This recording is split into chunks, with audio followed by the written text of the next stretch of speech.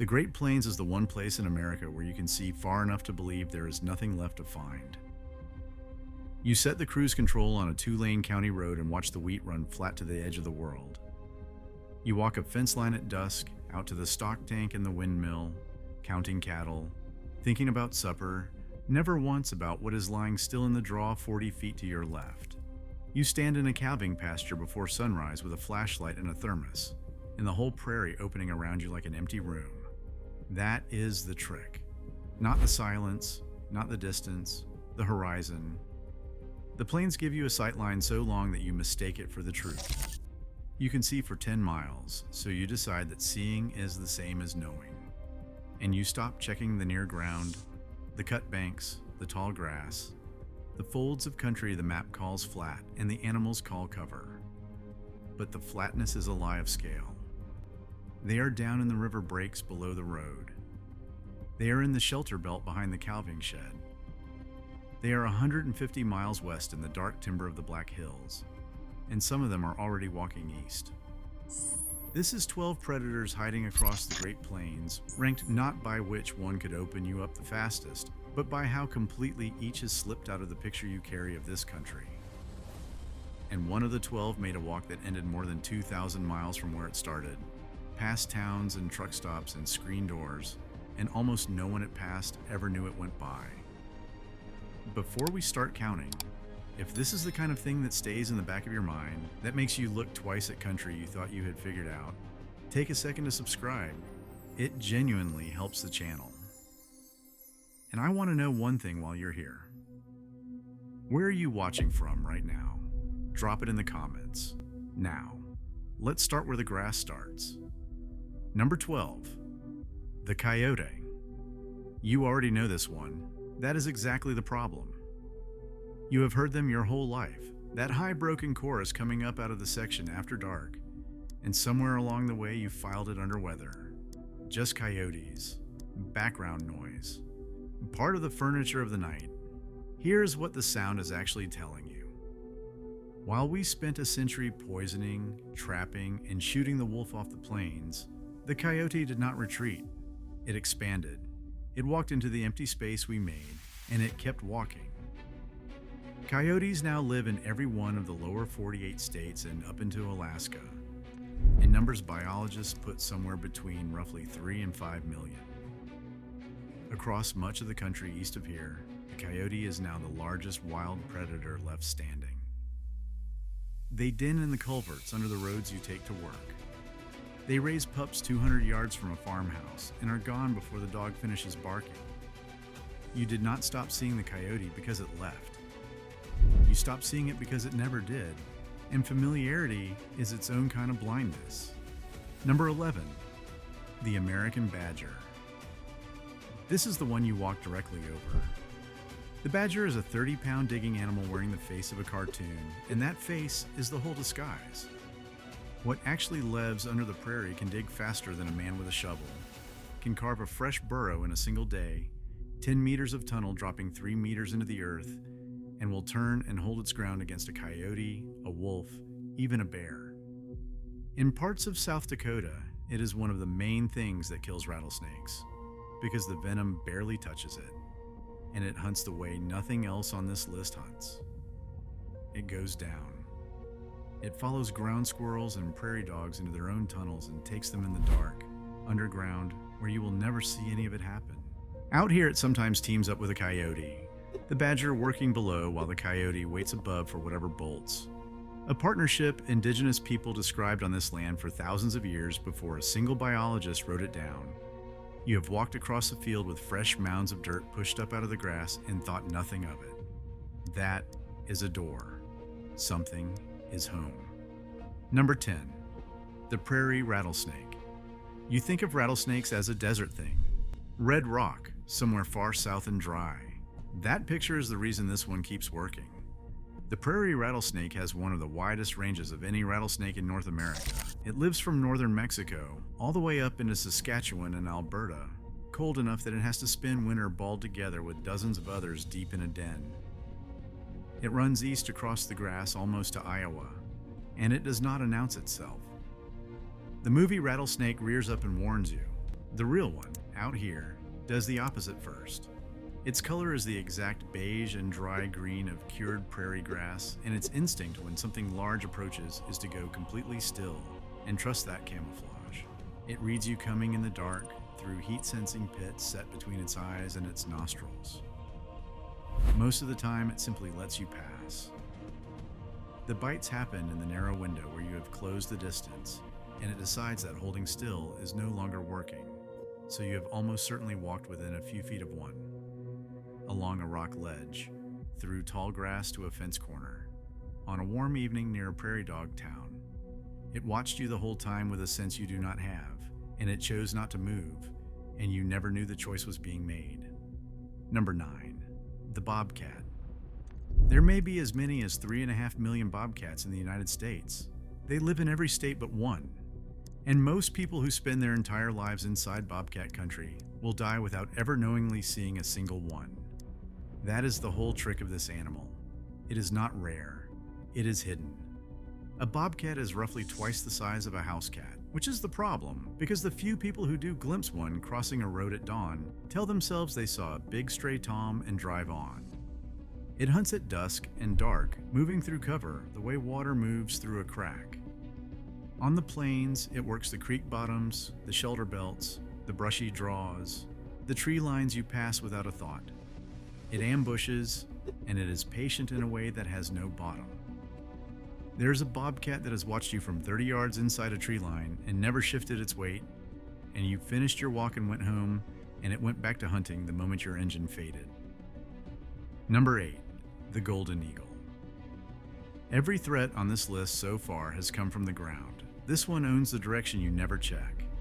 The golden eagle is the largest bird of prey in this part of the country, with a wingspan that reaches close to 7.5 feet.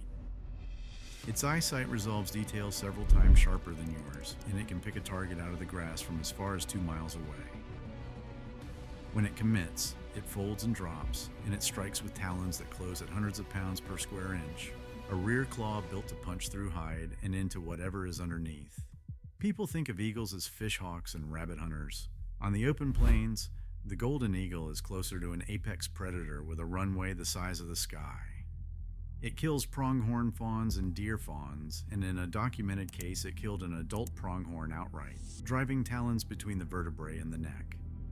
Now think about how you move across the plains. You scan the road, you scan the grass. You watch the ground for snakes and for holes. You almost never look straight up because nothing up there has ever concerned you.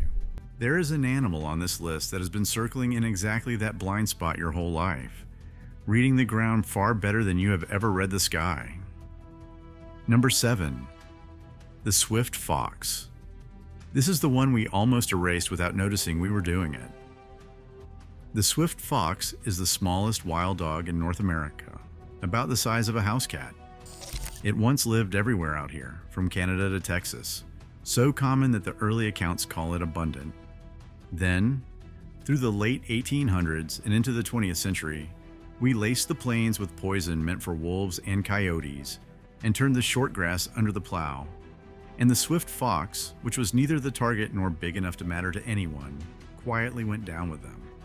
By 1969, it was declared gone from Montana.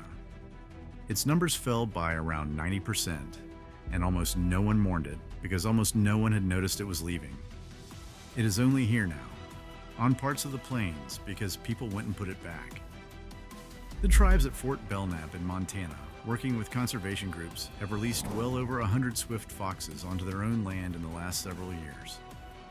In South Dakota, they were carried back to ranch country where they had been absent for decades. It dens in old badger and prairie dog burrows, hunts at night, and vanishes at the first hint of you. If you are still with me at number 6, you are clearly someone who actually wants to know what is sharing this country with you. So this is the moment to subscribe, because the rest of the list is the part people flatly refuse to believe is real. Starting with an animal the United States government once officially declared extinct. Number 6. The black-footed ferret. This is North America's only native ferret and one of the rarest mammals on the continent. It is a predator built entirely around the prairie dog, hunting them in their own tunnels at night.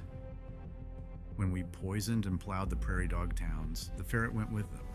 By 1979, the last known black-footed ferret in human care died. The species was written off, declared extinct, gone.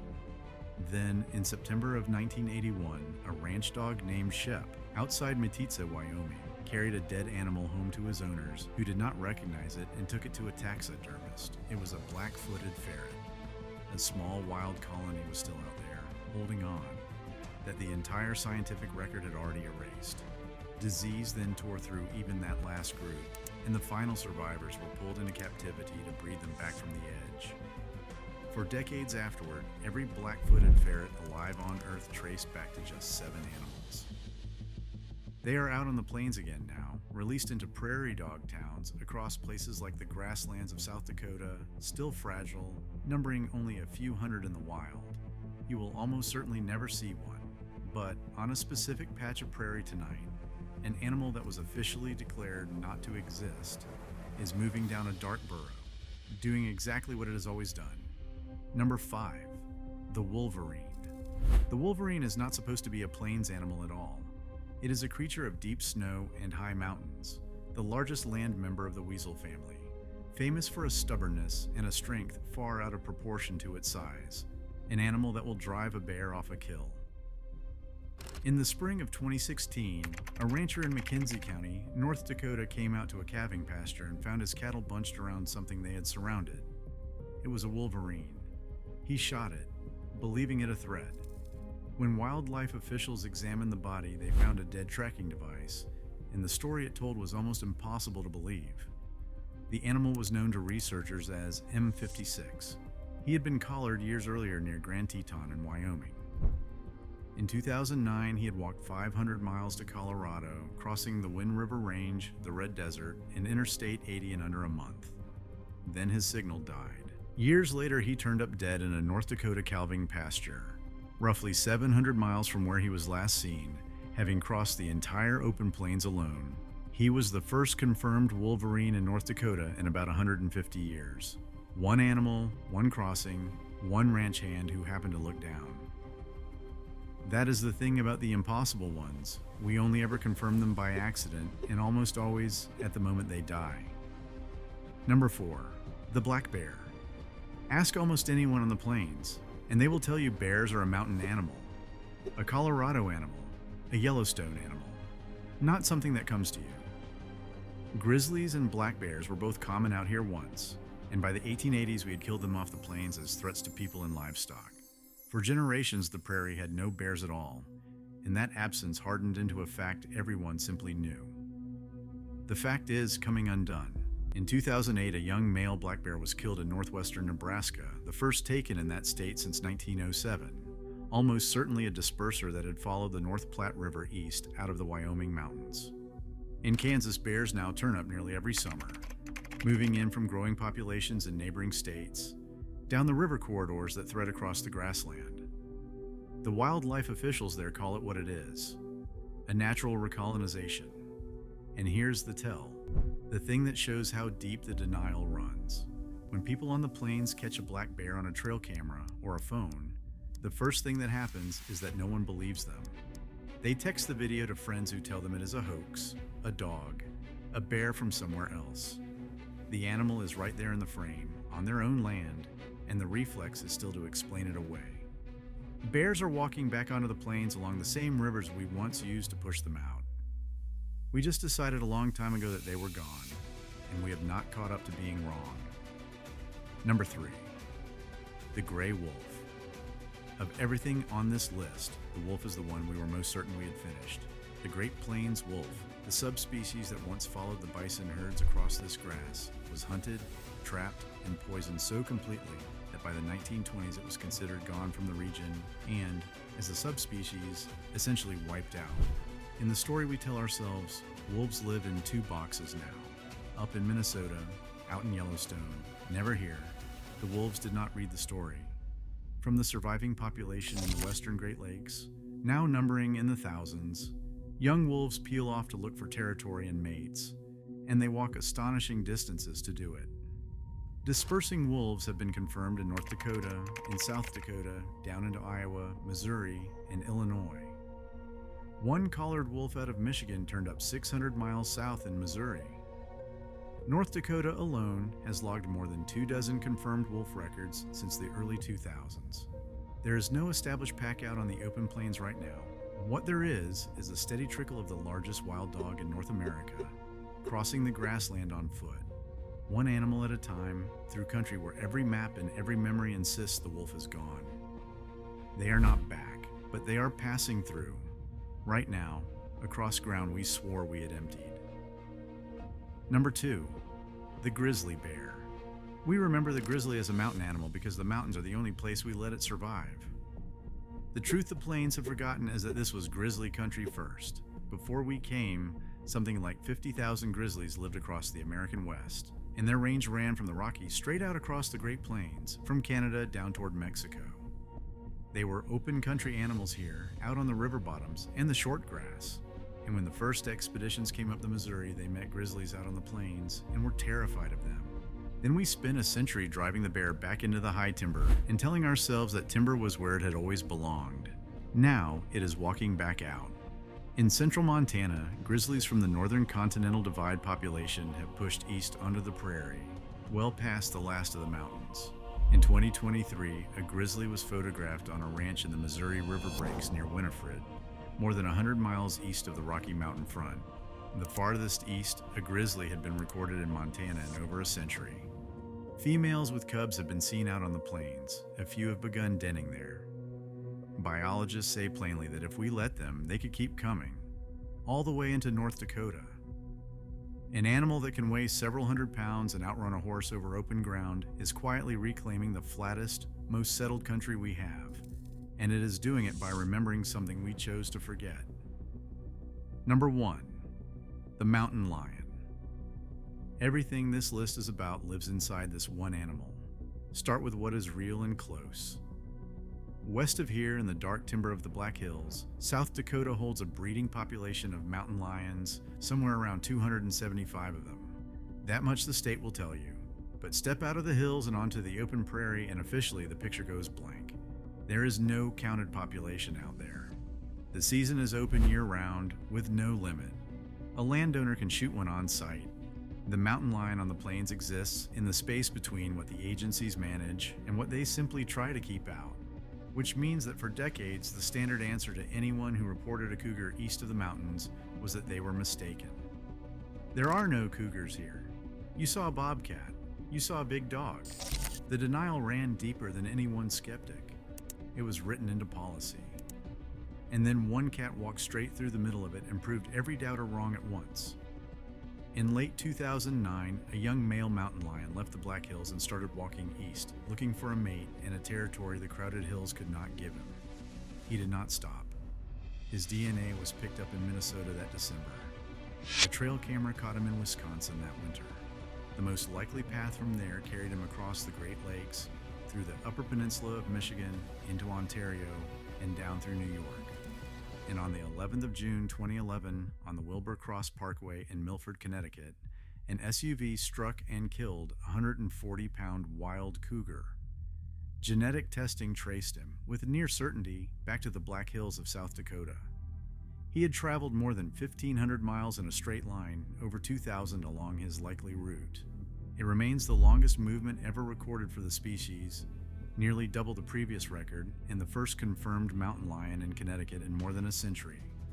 Now hold the whole distance in your mind. He crossed the entire plains, he crossed the Midwest. He passed rivers, highways, cornfields, subdivisions, and back porches for a year and a half, on foot at night. Millions of people were within a few miles of him at one point or another. And apart from a handful of DNA samples and a single photograph, not one of them knew a wild mountain lion was going by. That is number 1, not because it is the deadliest, because it is the purest proof of the whole idea. An apex predator can move across the most watched country on Earth, right through the middle of our lives, and stay completely invisible the entire way. So here's what this list is really about. Not fear. None of these animals is hunting you. The rattlesnake wants you to pass. The badger wants its tunnel. The cougar that walked to Connecticut was not looking for people. It was looking for a mate, and it went the wrong way. And it crossed a continent trying. What this list is about is the gap between how settled this place looks and how alive it still is. The plains red is tamed, fenced, farmed, driven through, used up. And underneath that reading, the swift fox is back in the old badger dens. The grizzly is stepping out of the mountains onto ground it has not touched in 100 years. And a young mountain lion is somewhere in the dark timber of the Black Hills right now. Restless, about to start walking. They were here before the roads had names. They never agreed to stay out of the picture. And the only thing standing between you and all of it is the story you tell yourself when you look out across the grass and decide, because you can see so far, that there is nothing there. The grass is the same grass whether or not you are looking at it. The horizon keeps its distance. And somewhere past the last light you can see, something is holding still, and it is not gone, and it is not lost. It is just waiting. If you like this video, YouTube also thinks you're going to like the one on your screen right now.